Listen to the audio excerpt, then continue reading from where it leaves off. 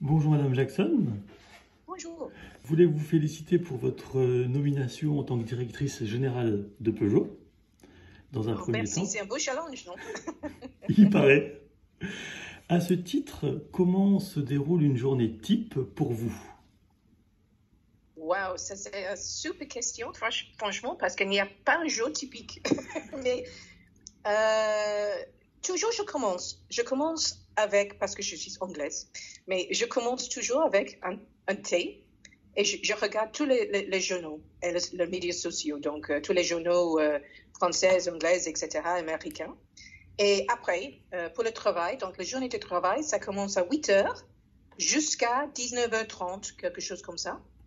Et donc, évidemment, nous sommes dans un journée de télétravail, donc parce qu'effectivement, on pousse le télétravail parce que c'est important aujourd'hui. Mais aujourd'hui, à ce moment, donc franchement, c'est la réunion. Je peux basculer vers un zoom sur un marché en Chine, par exemple. On parle d'un nouveau produit. On parle de résultats de l'électrification, peut-être une campagne de marketing. Donc, j'ai la chance, franchement, parce que j'ai une journée qui est très variée. Et évidemment, c'est toujours avec mon équipe. Donc, télétravail, 8 heures, 19h30. 19h30, je dis ça parce qu'évidemment, je partage beaucoup dans la réunion avec Amérique latine, par exemple, qui sont évidemment derrière nous en termes de l'heure. Et aussi, évidemment, avec Moyen-Orient et tout ça, la Chine. Donc, effectivement, il faut gérer tous les time zones dans le monde. Donc, très varié et évidemment, à télétravail. Mais avant que nous avons eu le pandémique de Covid, évidemment, il y avait beaucoup de déplacements aussi. Parce que ça, c'est très important. Évidemment, c'est pas possible aujourd'hui, mais de faire les déplacements, rencontrer l'équipe, par exemple en Chine, ça c'est super bien parce qu'effectivement il faut comprendre les pays. Mais bon, c'est pas possible aujourd'hui, donc. Mais je suis certaine que ça va arriver, mais il faut attendre des mois. Effectivement, oui, puisque chaque marché a ses spécificités. C'est exactement ça. Il faut comprendre parce qu'on ne peut pas imaginer que tout le monde c'est comme Paris ou comme Londres ou quelque chose comme ça. Ils ont des cultures différentes, ils Absolument. voient les choses différentes. Et donc, c'est pourquoi, par exemple, avec une campagne de marketing, évidemment, il y a une campagne de marketing qui est globale. On crée quelque chose pour le monde, mais après, il y a toujours les spécificités par marque par marché. Donc, oui, vous avez raison. La culture, c'est différent. Ok, merci. Comment ou avec quel véhicule vous déplacez-vous au quotidien?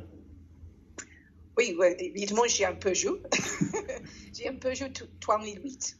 Ok, Donc, 3008. Et donc, il n'y a pas beaucoup de placements aujourd'hui, mais c'est un 3008. J'aime beaucoup le SUV avec cette position un petit peu haute pour regarder le monde parce que je suis un petit peu petit. Et donc, 3008, c'est super avec le iCockpit. Et franchement, moi, j'ai passé 15 ans c'est Citroën. C'est une marque, évidemment, dans Stellantis, mais c'est une marque différente. Et donc, cette Peugeot, c'est ma première Peugeot dans ma vie. Donc ok. ça, c'est quelque chose. C'est un scoop. Mais c'est ma première Peugeot. Et franchement, depuis janvier, quand j'ai pris cette voiture, j'aime beaucoup. J'aime l'ambiance de iCockpit.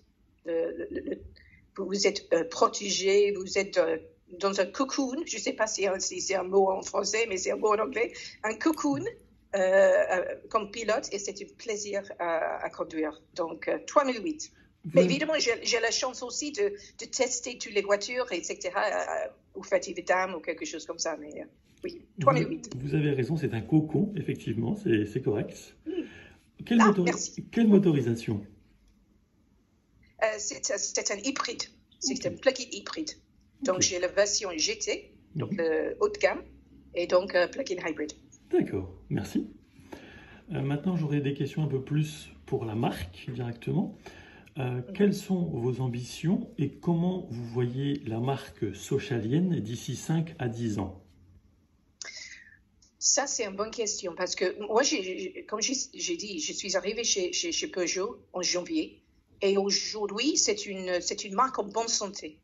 Parce que franchement, Jean-Philippe Imperato a fait un super travail pour mettre tout ce qui est en gamme complète, la position de la marque. Et donc, il a fait un travail excellent. Et donc, aujourd'hui, évidemment, la marque est en bonne santé, surtout en Europe. Et donc, pour répondre à votre question, mon objectif est que Peugeot devienne plus international. Et donc ça, pour moi, c'est l'avenir de Peugeot. Évidemment, c'est de continuer le momentum, la dynamique, etc. de Peugeot en Europe, mais de faire la croissance dans 3 régions spécifiquement. Pour moi, c'est où nous sommes déjà implantés, mais il y a beaucoup d'opportunités. Le premier, c'est Amérique latine. Le deuxième, c'est le Moyen-Afrique Orient. Et le troisième, évidemment, c'est le marché le plus grand, le plus important dans le monde, c'est la Chine. Et donc, nous sommes déjà là, mais on a des opportunités avec, franchement, notre gamme qui est complète maintenant, Global SUV, mais aussi maintenant avec 308, 4008, 5008, etc.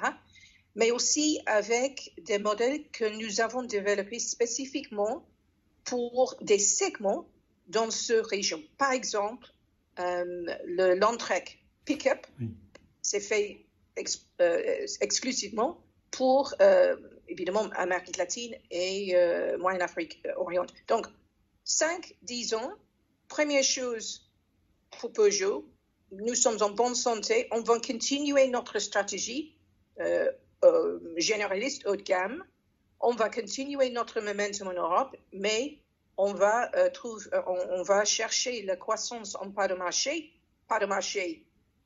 avec un équilibre de rentabilité, on peut dire, parce que c'est pas mon but de chasser le part de marché, c'est de trouver le part de marché rentable. Et donc aussi quelque chose qui est très très important pour aujourd'hui, et c'est quelque chose que nous avons déjà commencé en 2019, c'est l'électrification de notre gamme. Parce que on voit que le marché commence à changer en termes de l'électrification. Et donc, depuis 2019, chaque lancement chez Peugeot, nous avons lancé un modèle avec une version électrifiée, soit électrique, full électrique, ou soit plug-in hybrid. Donc, je pense que ça c'est quelque chose d'important. Et la dernière chose, parce que c'est une réponse très longue, mais c'est 5-10 ans et c'est très important parce que stratégique, c'est l'expérience clientèle. Et donc, selling online, par exemple, vente en ligne, mais aussi toute l'expérience de la marque. Maintenant, c'est très important pour nos clients. Et donc, effectivement, pour moi, il faut aussi travailler sur ce sujet. Donc, ça, c'est ma vision Peugeot. Mais je pense qu'on commence avec un base très, très solide. Et donc, ça, c'est un plaisir de commencer avec ça. Et effectivement, c'était la deuxième partie de ma question. C'était quelles sont vos ambitions et comment voyez-vous la marque d'ici 5 à 10 ans en Europe, mais aussi et surtout à l'international. Et donc, ça, c'est... Oui, excuse-moi. Non, je vous en prie. Oui, ça, c'est une question pour moi, c'est une question de positionnement. Et donc, la position de la marque Peugeot, c'est, comme j'ai dit, c'est un généraliste haut de gamme. Mais j'ai dit généraliste haut de gamme parce que nous sommes toujours, et dans l'avenir aussi, accessibles. Et donc, pour moi, ça, c'est très important pour Peugeot. Et donc, pour mettre tout ça en place, moi, j'ai toujours dans ma tête les 3 valeurs de Peugeot. Les 3 valeurs de Peugeot, c'est effectivement c'est excellence, donc qualité, mais aussi c'est le design. Donc le design, et ça c'est la deuxième valeur, c'est alors, donc design extérieur, intérieur. Il faut avoir toujours cet esprit de innovante, dynamique, etc. Mais aussi, la troisième valeur, c'est émotion. Donc, c'est excellence, qualité, finition, performance. Deuxième, alors, donc ça, c'est pour moi le design extérieur, intérieur. Et le troisième, c'est c'est l'émotion. Et pour moi, ça, c'est très important parce que c'est le plaisir de conduire. C'est le iCockpit dans un Peugeot. C'est un plaisir de conduire une voiture électrique. Et donc, pour moi, cette position de la marque Peugeot, c'est lié aux des 3 valeurs, comme j'ai dit, les valeurs qui, franchement, sont en place pour Peugeot depuis des années. Et on continue avec cette direction. Donc, pour moi, c'est ça. Et donc, si on prend, par exemple, le 308, que nous sommes en train de faire le reveal et le lancement dans le 2e semestre. Et donc, pour moi, ça, c'est la preuve de valeur. C'est la preuve. Parce qu'effectivement, on a, première chose, un design qui est complètement innovante, aérodynamique. On a à l'intérieur où nous avons développé, évolué le e-cockpit, donc avec un nouveau système d'infotainment, par exemple. Beaucoup de plus de rangement, etc. Et aussi, nous avons, comme j'ai dit, l'électrification. Toujours, c'est le choix, le power of choice, le pouvoir de choix pour un client. Donc, effectivement, c'est plug-in hybrid, diesel, essence ou, par exemple, dans l'avenir, un électrique. Et donc, ça, pour moi, ça, c'est un petit peu la preuve qu'on continue la stratégie de Peugeot, évidemment, avec la nouvelle identité de marque que nous sommes aussi en train de lancer. Donc, ça, c'est pour moi les choses parce que quand vous avez une société comme Stellantis, avec 14 marques, il faut avoir des marques qui sont très clairement définies. Et pour moi, ça, c'est clair pour Peugeot. Nous sommes la marque généraliste haut de gamme, avec la différenciation, le iCockpit, le design, etc., etc. Et donc, ça, c'est très important pour l'avenir. Merci. C'était la question juste après. Voilà, Peugeot fait partie... Désolée, je n'ai pas la question, donc mais c'est bien. Je suis désolée que mes réponses sont un petit peu longues. Mais... Non, mais c'est très bien comme ça. Voilà, Peugeot fait donc depuis peu partie du groupe Stellantis. La question était, est-ce que son positionnement demeure toujours d'être le généraliste premium? Je dirais que oui. Oui. J'ai dit généraliste haut de gamme. Moi, je préfère les mots comme ça, parce que pour moi, comme j'ai dit tout à l'heure, c'est accessible. Et donc ça, c'est très important. Donc pour moi, pour avoir ce mot avec Peugeot. Donc, mais effectivement, oui, on va continuer dans cette positionnement. C'est un positionnement, quand on regarde toutes les 14 marques de Stellantis, il y a un vrai positionnement pour Peugeot comme généraliste haut de gamme. Donc, on va continuer dans cette direction. Évidemment, on va développer les voitures, les nouvelles voitures, etc., mais toujours dans cet esprit.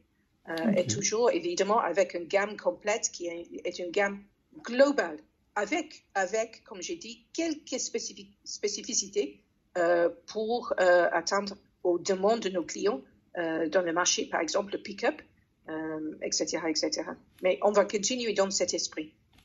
Ok, bien, merci. Parce que comme on dit en anglais, franchement, why change if it works? Et donc, ça marche. Absolutely. Évidemment, ça marche. Absolutely. Oui. Donc, ça marche en Europe, ça marche à l'international aussi, parce que quand je regarde le résultat de 2020, par exemple, nous avons une croissance de part de marché sur 5 sur 6 régions. Le seul qui est stable, mais pas de croissance, c'est la Chine. Évidemment, nous sommes en train de reconstruire notre offre en Chine.